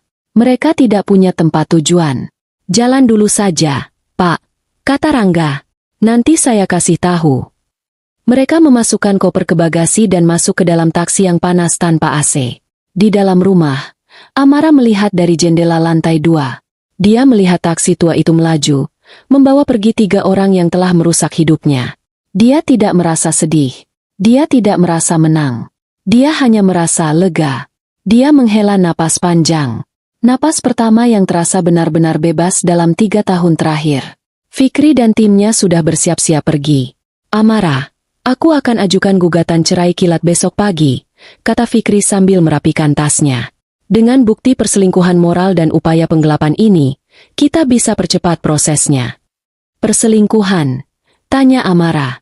Dia membiarkan keluarganya menyiksamu secara mental dan menyiksa ibumu. Itu sudah masuk kategori KDRT psikis. Dia juga berkonspirasi untuk mencuri hartamu. Itu lebih buruk dari perselingkuhan fisik, jelas Fikri. Soal tuntutan ganti rugi uang yang mereka pakai, itu akan kita proses terpisah. Aku jamin, mereka akan dikejar debt collector sampai kapanpun. Lakukan apa yang harus kamu lakukan, FIK. Buat mereka membayar semuanya, kata Amara. Pasti, kamu istirahatlah. Setelah Fikri dan timnya pergi, rumah itu kembali sunyi. Tapi kali ini sunyi yang damai. Amara berjalan ke ruang kerja. Ibunya sedang duduk melipat selimut yang tadi dipakainya. Sudah pergi, Bu, kata Amara lembut. Ibu Wulan berdiri. Dia berjalan memeluk putrinya. Kamu hebat, Nak. Ibu bangga sama kamu. Amara membalas pelukan ibunya. Maafkan Amara ya, Bu.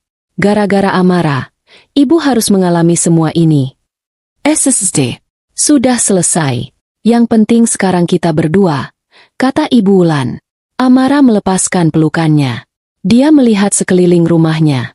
Ruang tamu masih berantakan sisa pesta. Kamar-kamar tamu penuh dengan barang-barang yang ditinggalkan Rangga dan keluarganya. Bau rokok dan parfum murah masih tercium. Rumah ini kotor, Bu, kata Amara. Dia mengambil ponselnya. Dia tidak menelepon satu orang. Dia menelepon sebuah perusahaan jasa kebersihan profesional.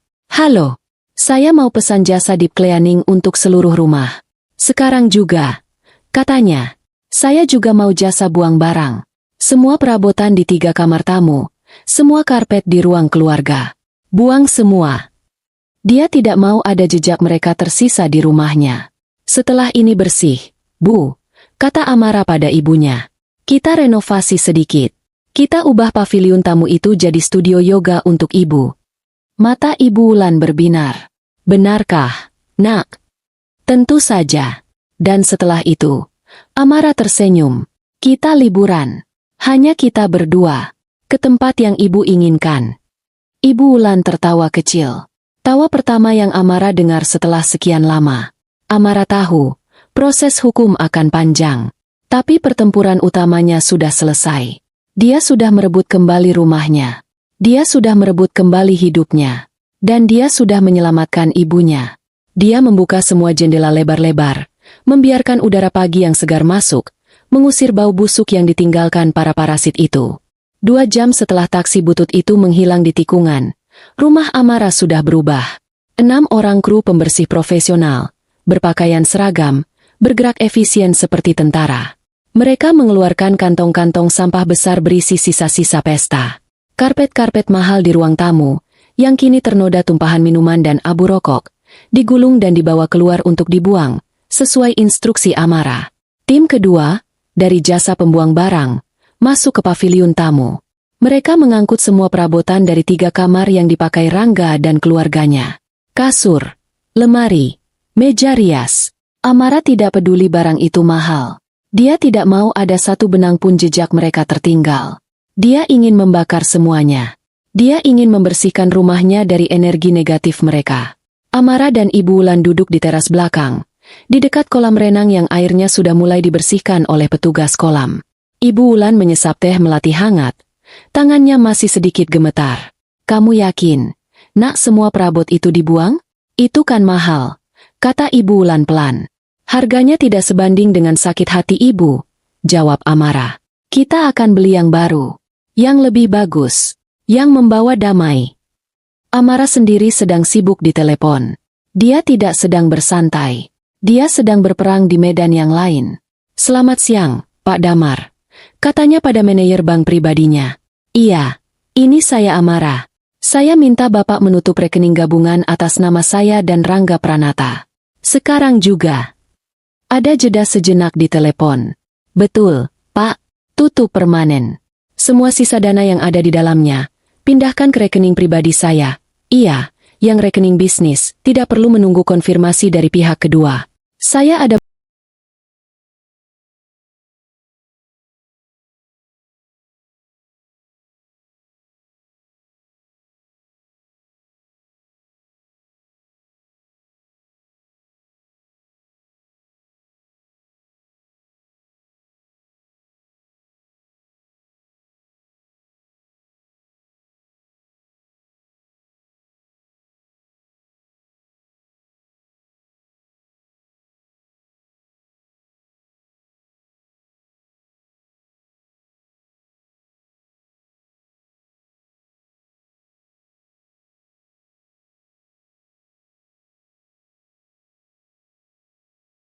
bukti legal bahwa telah terjadi penyalahgunaan dana besar-besaran oleh pihak kedua.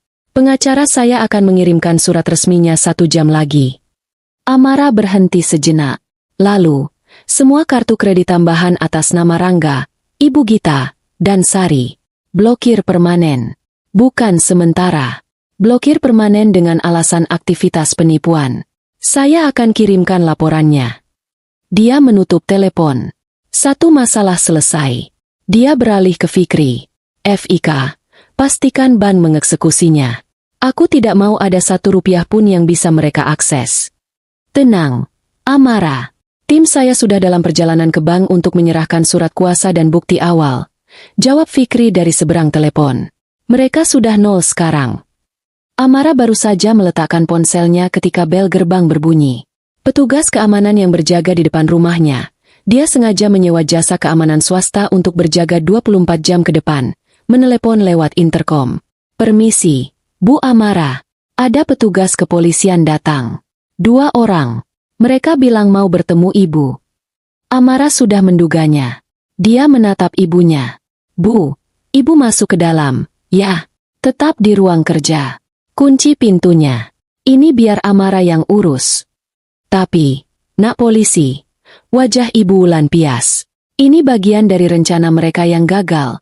Bu, tenang saja, kata Amara meyakinkan. Amara berjalan ke depan. Dia menemui 2 petugas polisi itu di teras depan. Tim pembersih masih bekerja di dalam. Selamat siang, Bu Amara. Kami dari Polsek setempat. Sapa petugas yang lebih senior. Selamat siang, Pak. Ada yang bisa saya bantu? Jawab Amara tenang. Kami menerima laporan. Maaf sebelumnya. Ini prosedur. Kami menerima laporan dari suami ibu, Bapak Rangga Pranata, dan ibu mertua ibu, Ibu Gita. Laporan tentang apa, Pak? Laporan penganiayaan dan kekerasan dalam rumah tangga, kata petugas itu sambil membaca catatannya.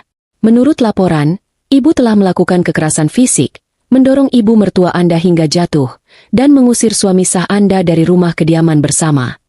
Amara mendengarkan dengan sabar. Dia tidak marah. Dia tidak panik. Begitu ya, Pak, katanya datar. Apa Bapak mau masuk? Saya punya sesuatu yang mungkin menarik untuk Bapak lihat. Kedua petugas itu saling pandang, lalu mengangguk. Mereka masuk ke ruang tamu yang sudah setengah kosong, hanya menyisakan sofa-sofa besar. Pak, Bapak bilang ini rumah kediaman bersama? Tanya Amara. Benar, Bu. Menurut laporan Bapak Rangga. Ini rumah saya, Pak. Potong Amara. Atas nama saya. Amara Lestari. Dibeli jauh sebelum saya menikah. Suami saya tidak punya hak 1 sentimeter pun atas tanah ini. Tapi secara hukum, suami. Kami punya perjanjian pranikah, Pak, yang sudah disahkan di notaris, yang menyatakan pemisahan harta penuh. Polisi itu mulai terlihat ragu. Ini tidak seperti laporan KDRT biasa. Dan soal penganiayaan, lanjut Amara. Apa Bapak mau lihat buktinya? Jika Ibu punya bukti, silakan. Amara menyalakan televisi besar di dinding. Dia sudah menyiapkannya. Dia memutar CCTV dari ponselnya ke layar. Ini, Pak, ini rekaman tadi pagi. Saat saya meminta mereka pergi. Polisi itu melihat rekaman. Amara berdiri jauh. Fikri dan timnya yang berbicara. Tidak ada satupun sentuhan fisik. Mereka melihat Rangga, Ibu Gita, dan Sari berjalan keluar sendiri, dikawal satpam dari jarak 1 meter. Tidak ada dorongan, Pak. Tidak ada kekerasan, kata Amara. Laporan bilang ibu mendorong Ibu Gita semalam, kata petugas yang lebih muda. Semalam? Amara tersenyum sinis. Mari kita lihat rekaman semalam. Dia memutar rekaman saat dia baru tiba. Dia memutar bagian saat dia menemukan ibunya di kamar mandi. Polisi itu melihat. Mereka melihat Ibu Wulan menyikat lantai. Mereka mendengar Sari membentak. Yang jongkok itu siapa, Bu? Tanya petugas senior. Suaranya berubah. Itu ibu kandung saya, Pak. Ibu Wulan. Usia beliau 62 tahun. Beliau punya penyakit jantung ringan. Jawab Amara. Polisi itu terdiam. Amara memutar rekaman lain. Rekaman di meja makan. Ibu Gita makan seperti ratu. Dilayani oleh Ibu Wulan. Lalu Amara memutar rekaman puncaknya. Rekaman suara Ibu Gita di telepon. Si Amara itu bodoh, sertifikatnya lagi diurus sama si Rangga. Wajah kedua petugas itu mengeras. Sertifikat itu mereka curi dari ruang kerja saya. Pak, tadi pagi sudah mereka kembalikan. Di bawah pengawasan pengacara saya. Kami sedang memproses upaya pencurian dan pemalsuan dokumen itu, kata Amara. Jadi, Pak, Amara mematikan televisi. Saya memang mengusir mereka. Saya mengusir suami saya yang berkonspirasi dengan ibunya untuk mencuri rumah saya. Saya mengusir ibu mertua dan ipar saya yang telah memperlakukan ibu kandung saya seperti babu di rumah saya sendiri. Sekarang, Bapak mau tangkap saya atas laporan KDRT? Atau Bapak mau saya buat laporan baru atas pencemaran nama baik dan laporan palsu? Kedua petugas itu gelagapan. Maaf, Bu Amara. Ini sepertinya ada kesalahpahaman besar. Kata petugas senior itu cepat. Laporan dari pihak Bapak Rangga sepertinya tidak lengkap. Memang tidak lengkap, Pak. Baik, Bu. Terima kasih atas waktunya. Kami akan menindaklanjuti ini kembali ke atasan kami. Jelas ini bukan kasus KDRT seperti yang dilaporkan. Terima kasih atas pengertiannya, Pak.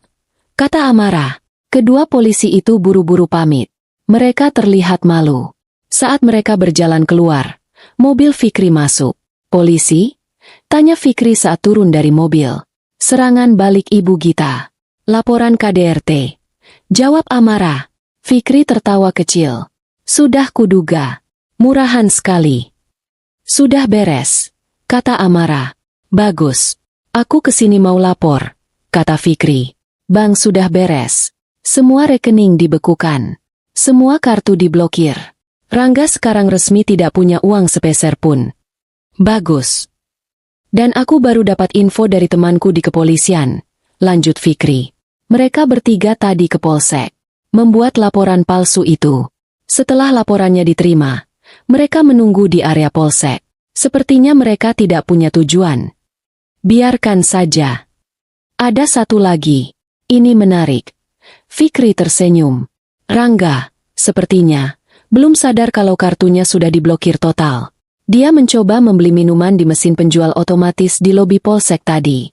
Pakai kartu debit dari rekening gabungan. Lalu, tanya Amara. Ditolak. Transaksinya gagal. Amara membayangkan wajah Rangga. Manajer bank yang sombong. Ditolak oleh mesin penjual minuman seharga Rp10.000. Lalu dia mencoba pakai kartu kredit. Ditolak lagi. Lanjut Fikri. Dia terlihat sangat marah dan bingung. Akhirnya mereka keluar dari polsek. Sepertinya mereka baru sadar bahwa mereka benar-benar sudah habis. Amara tidak tertawa. Dia hanya merasa lega. FIK, kata Amara. Pastikan gugatan cerai dan tuntutan ganti rugi material segera masuk. Aku mau sita semua aset pribadi Rangga. Kalau dia punya, aku mau dia bayar kembali setiap rupiah yang dia dan keluarganya pakai. Sudah diurus, Amara. Besok pagi berkasnya masuk pengadilan, kata Fikri. Terima kasih. Amara kembali ke teras belakang. Dia melihat kru pembersih sudah hampir selesai. Rumah itu terasa lebih lapang. Lebih bersih. Dia tahu serangan balik itu gagal total. Ibu Gita telah menggunakan peluru terakhirnya. Dan itu meleset. Sekarang, mereka tidak punya apa-apa lagi. Tidak ada uang. Tidak ada rumah. Tidak ada koneksi. Mereka sendirian. Dan yang paling penting, mereka miskin. Panas aspal jalan raya di luar polsek terasa membakar sol sepatu mereka. Gagal. Gagal semua. Teriak Ibu Gita frustrasi. Dia menendang koper buluknya. Polisi bodoh. Kenapa mereka lebih percaya si Amara? Karena dia punya video, Bu. Balas Rangga. Suaranya habis karena marah dan dehidrasi. Ibu kan yang terekam kamera. Ibu yang bilang mau curi sertifikatnya. Kamu menyalahkan ibu lagi? Dasar anak tidak berguna. Sudah. Aku lapar. Aku haus. Rengek Sari. Kartuku kenapa tidak bisa dipakai? Tadi aku coba beli minum. Ditolak terus. Malu-maluin. Itu semua karena istrimu. Bentak Ibu Gita pada Rangga. Dia pasti sudah blokir semuanya. Wanita ular itu. Rangga terduduk lemas di trotoar. Dia menutupi wajahnya dengan kedua tangan. Dia habis. Menerbang. Status yang dia banggakan. Apa artinya sekarang? Dia bahkan tidak bisa membeli sebotol air putih. Dia memeriksa semua aplikasi perbankan di ponselnya. Saldonya nol. Rekening gajinya pun, yang biasanya terpisah, entah bagaimana terkait dengan rekening gabungan dan kini ikut dibekukan atas laporan, aktivitas mencurigakan. Amara, lewat Fikri, telah memutus semua jalur keuangannya. Kita harus cari tempat tinggal, kata Rangga pelan. Tempat tinggal? Pakai apa? Daun? Cibir Ibu Gita. Rangga tidak menjawab. Dia merogoh sakunya. Dompetnya. Hanya ada KTP, SIM, dan uang tunai. Dia menghitungnya. 4 lembar 20 ribuan dan beberapa lembar 5 ribuan. Total 95 ribu rupiah. Kita hanya punya uang 95 ribu, katanya lirih. Sari dan Ibu Gita terdiam. 95 ribu. Uang yang biasa mereka pakai untuk sekali pesan kopi di mal. Aku masih punya, kata Ibu Gita ragu. Dia meraba leher dan tangannya. Kosong. Semua perhiasan baru yang dibeli pakai uang Amara sudah disita. Tapi, dia ingat sesuatu. Dia membuka kancing bajunya sedikit, mengeluarkan kalung emas tipis dari balik bajunya. Ini kalung lamanya. Kalung dari almarhum suaminya. Kita jual ini, desisnya. Atau gadai. Ini adalah tingkat keputusasaan yang baru. Mereka bertiga, dengan sisa tenaga, berjalan kaki mencari pegadaian. Mereka berjalan hampir 2 kilometer di bawah matahari yang terik. Rangga dan Sari menyeret koper. Ibu Gita memimpin jalan. Orang-orang di jalan menatap mereka. 3 orang berpenampilan rapi, tapi terlihat kucel dan putus asa, menyeret koper di pinggir jalan yang berdebu. Mereka menemukan sebuah pegadaian kecil. Ibu Gita mendapatkan uang 800 ribu rupiah untuk kalungnya. Dia menangis sedikit saat menyerahkan kalung itu, tapi dia cepat-cepat mengusap air matanya. 800 ribu. Ini harus cukup, katanya tegas. Kita cari apartemen murah. Usul Sari. Yang harian. Jangan bodoh, kata Rangga. Apartemen harian paling murah 1 juta semalam. Uang kita tidak akan cukup. Kita cari kontrakan. Kontrakan. Mata Ibu Gita melotot. Kontrakan petakan? Seperti kuli. Ibu mau tidur di jalan, balas Rangga ketus. Mereka tidak punya pilihan. Mereka naik angkot. Pengalaman pertama bagi Sari dan Ibu Gita dalam 10 tahun terakhir, menuju area yang lebih padat penduduk, area kumuh di pinggir kota. Bau got dan sampah menyambut mereka saat mereka turun. Mereka berjalan masuk ke ganggang sempit. Permisi, Bu, ada kontrakan kosong? Tanya Rangga pada seorang pemilik warung. Ibu itu menunjuk sebuah bangunan 2 lantai yang catnya sudah mengelupas. Di situ ada kamar nomor 8. Di atas. Tanya saja sama Pak Haji. Mereka menemui pemilik kontrakan. 1 kamar, 3 kali 4 meter. Kata Pak Haji, kamar mandi luar, 300 ribu sebulan. Bayar di muka. Ibu Gita hampir pingsan. Tapi dia melihat Rangga mengeluarkan 3 lembar 100 ribuan. Kami ambil, kata Rangga. Mereka diantar ke kamar nomor 8. Letaknya di lantai 2, di ujung lorong yang gelap. Pintunya terbuat dari kayu lapis tipis. Saat dibuka, bau pengap dan apek langsung menyeruak. Ruangan itu sempit. Hanya ada 1 jendela kecil yang menghadap tembok bangunan lain. Di dalamnya hanya ada 1 kasur busa tipis di lantai, tanpa spray, dan satu lemari plastik kecil yang pintunya sudah miring. Kipas angin kecil di langit-langit berputar pelan, tidak membantu mengusir panas. Ini, bisik Sari, ngeri. Kita akan tinggal di sini. Ini yang kita punya, kata Rangga. Dia melempar kopernya ke lantai. Debu beterbangan. Mereka bertiga masuk. Kamar itu langsung terasa sesak oleh 3 orang dan 3 koper. Ibu Gita duduk di pinggir kasur busa. Dia menatap dinding yang berjamur. Aku mau ke kamar mandi, kata Sari. Di luar. Di ujung, kata Rangga. Sari berjalan keluar. 2 menit kemudian dia kembali dengan wajah pucat. Jorok banget. Airnya keruh. Ada cacing di baknya. Dia mulai menangis. Tangisan yang keras dan histeris. Diam, bentak Ibu Gita. Kamu mau semua orang dengar. Aku mau pulang. Aku mau kembali ke rumah Mbak Amara. Raung Sari. Plak. Ibu Gita menampar Sari. Keras. Sari terdiam. Syok. Memegangi pipinya. Jangan pernah sebut nama wanita itu lagi, desis Ibu Gita. Dengar? Ini semua salah dia. Tapi kita akan balas. Kita harus bertahan. Rangga hanya diam. Dia duduk di lantai, bersandar ke dinding yang lembab. Dia, seorang manajer bank, kini duduk di lantai kamar kontrakan bau seharga 300.000. Malam itu, mereka lapar. Uang mereka tinggal 500.000. Beli nasi bungkus. Perintah Ibu Gita pada Rangga. Rangga keluar. Dia kembali membawa 3 bungkus nasi dengan lauk tempe orek dan telur dadar. Mereka makan dalam diam. Di lantai. Menggunakan tangan karena tidak ada sendok. Ini adalah makanan pertama mereka sebagai gelandangan. Di saat yang bersamaan, di rumah mewahnya yang kini bersih dan wangi lavender, Amara sedang makan malam bersama ibunya di meja makan. Rumah itu sunyi. Kru pembersih sudah pergi. Semua barang kotor sudah dibuang.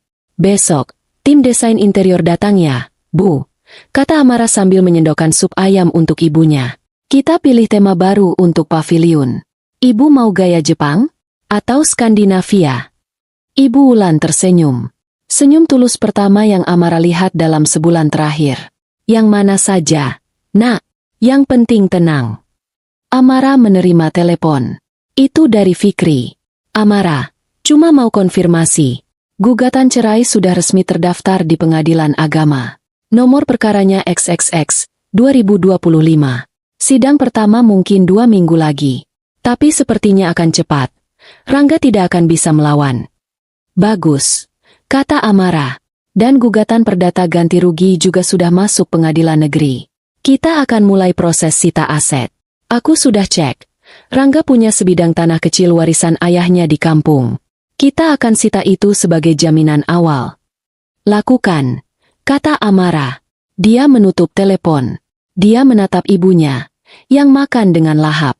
Semua sudah beres, Bu, katanya. Di kamar kontrakan yang pengap, 3 orang baru saja selesai makan. Mereka membuang kertas nasi bungkus ke sudut kamar. Panas sekali, keluh Sari, mengipasi dirinya dengan selembar brosur. Besok, kata Rangga, suaranya kosong. Aku harus cari kerja. Apa saja. Ibu Gita tertawa sinis. Manajer bank mau jadi kuli panggul. Mereka bertiga berbaring di satu kasur busa tipis itu. Berdesakan. Keringat bercampur dengan bau kamar yang apek. Dari luar, terdengar suara orang bertengkar, suara motor lewat, dan suara musik dangdut dari kamar sebelah. Ini adalah neraka baru mereka. Dan mereka sadar, ini baru permulaan. 6 bulan telah berlalu. Musim telah berganti. Rumah Amara di kawasan elit itu tidak lagi menyimpan jejak-jejak kenangan buruk. Udaranya terasa ringan. Wangi lavender dan melati segar kini menggantikan bau asap rokok dan parfum murah. Amara telah menepati janjinya. Pavilion tamu, tempat Rangga dan keluarganya terakhir menginap, telah dibongkar total bagian dalamnya. Kini, tempat itu berubah menjadi studio yoga dan meditasi pribadi untuk Ibu Wulan.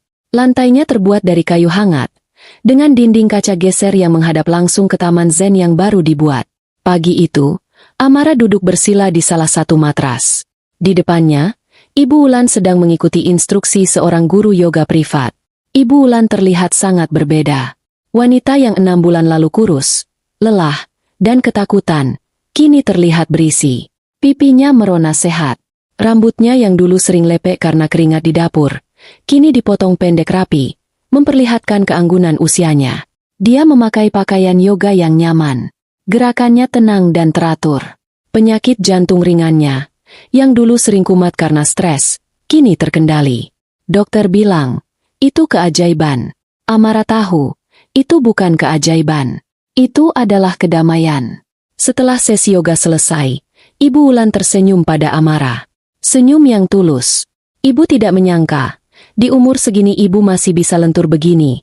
Nak, ibu hebat, kata Amara, membantunya membereskan matras. Siang ini ada pertemuan arisan ibu-ibu kompleks, kan? Ibu jadi pergi. Jadi, dong, teman-teman ibu sudah menunggu. Katanya mereka mau belajar resep kue lapis legit buatan ibu. Jawab Ibu Wulan ceria. Ibu Wulan kini punya kehidupan sosialnya sendiri. Dia tidak lagi bersembunyi di dapur. Dia dihormati oleh para tetangga. Amara sengaja mendorongnya untuk aktif, untuk mengambil kembali ruang yang dulu direnggut darinya. Rumah itu telah dibersihkan secara fisik dan spiritual. Semua perabot di ruang tamu telah diganti.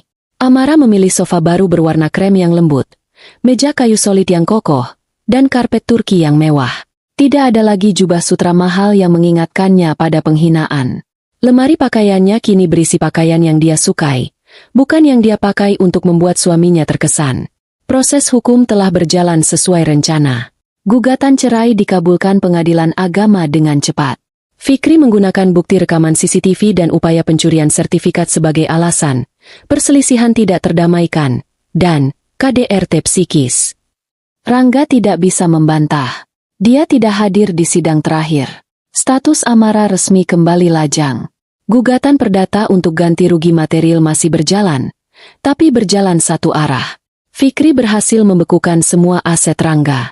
Tanah warisan di kampung sudah disita.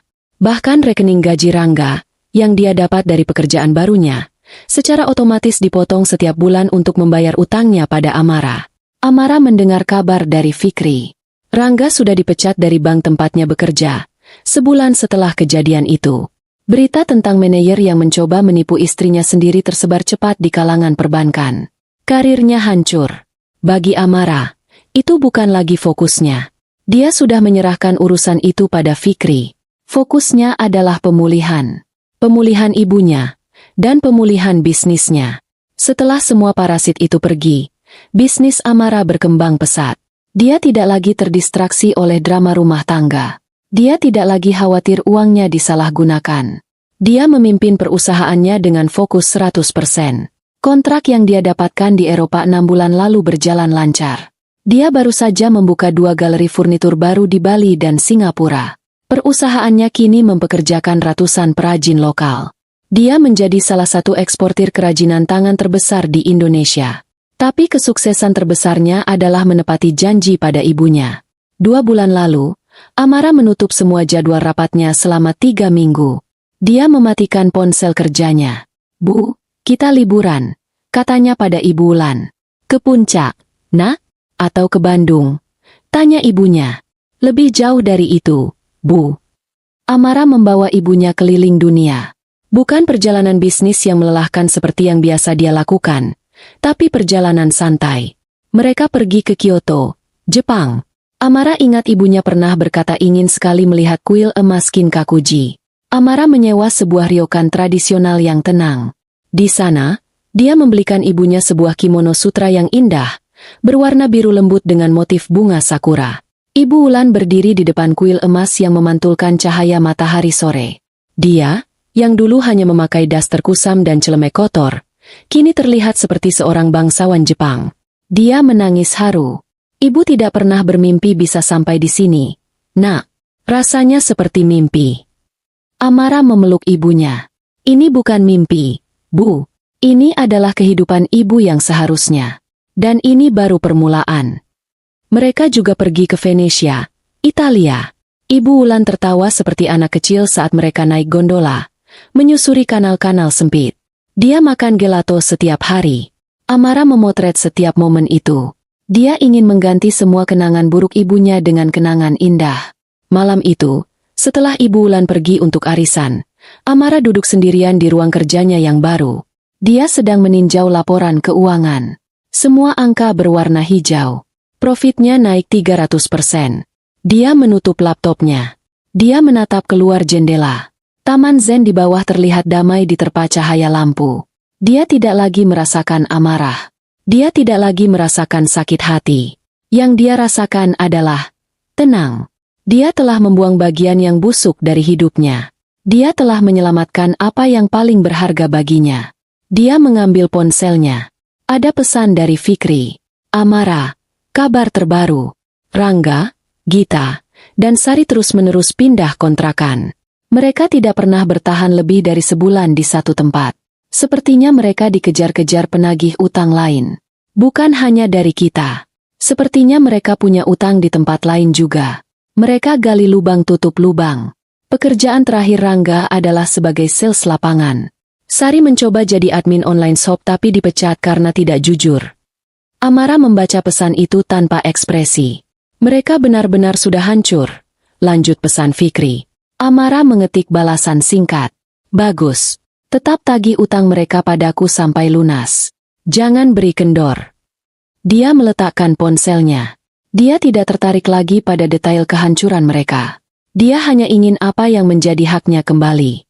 Dia bangkit, menyeduh secangkir teh chamomile. Dia duduk di teras, menikmati angin malam. Dia sudah menang. Dan kini, dia menikmati kemenangannya dalam damai. 6 bulan kemudian, musim hujan telah tiba di puncaknya. Jakarta sore itu diguyur hujan yang luar biasa deras. Air menggenang di mana-mana, menciptakan kemacetan yang tak terhindarkan. Amara sedang dalam perjalanan pulang.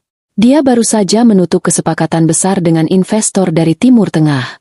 Bisnisnya akan merambah ke Dubai. Hari yang sangat baik. Dia mengendarai mobil sport barunya. Sebuah Maserati berwarna biru tua metalik. Hadiah yang dia berikan untuk dirinya sendiri atas pencapaian bisnisnya. Dia membelinya tunai. Di dalam kabin yang kedap suara, alunan musik jazz lembut terdengar. AC mobilnya terasa sejuk.